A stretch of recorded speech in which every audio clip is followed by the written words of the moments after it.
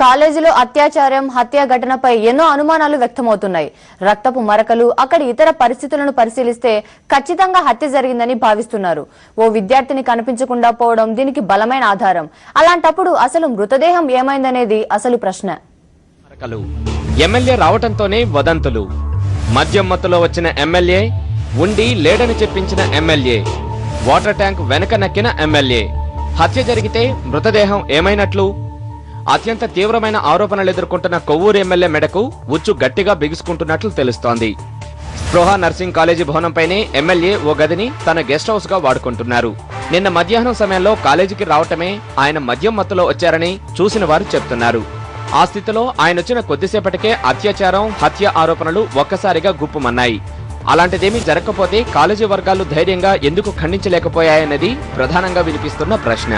మధ్యాహ్నం నుంచి జనాలు కాలేజీ ముందు గుమికూడుతుంటే కాలేజీ సిబ్బంది భయంతో తలుపులు మూసేసుకున్నారు. సమాచారం కోసం జనాలు కేకలు వేస్తున్నా ఏమాత్రం పట్టించుకోలేదు. విషయం తెలిసి పోలీసులు వచ్చినా వారిని లోపలికి రానియలేదు.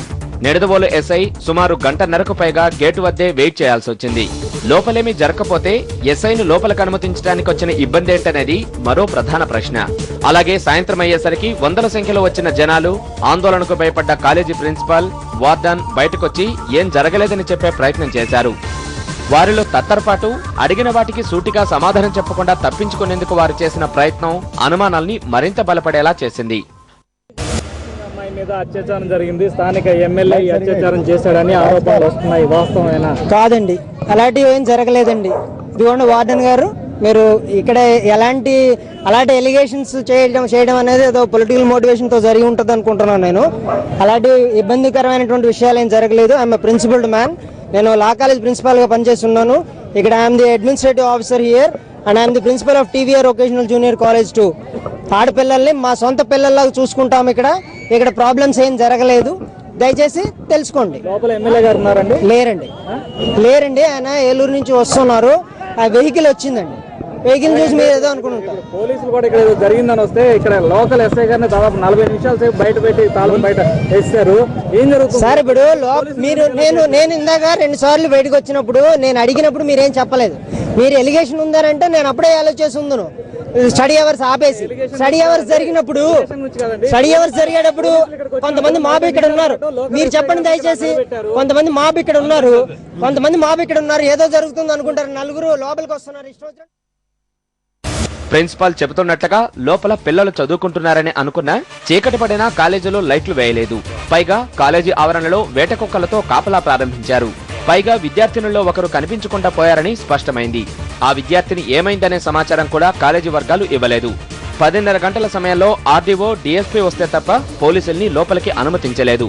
అసలు ఏమీ జరగనప్పుడు ముందుగా ఎందుకు తనిఖీలకు ఒప్పుకోలేదనేది మరో ప్రధాన ప్రశ్న. అసలు ఏం జరగనప్పుడు ఎమ్మెల్యే ఎందుకు వాటర్ ట్యాంక్ వెనుక నక్కాడనేది మరో ముఖ్యమైన అనుమానం. తప్పించుకునే ఉద్దేశంతో ఎమ్మెల్యే ఇలా చేశాడనేది అందరి అనుమానం.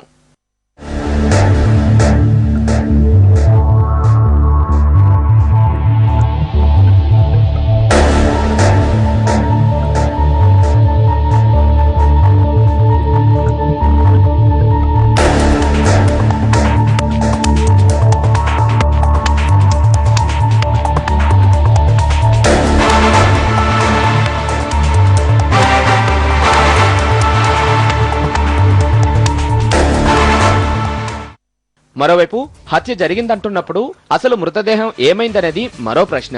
బెజ్జూర్లంక కాలువలో పడేసుంటారని భావించి దళితులు వెతికారు కూడా.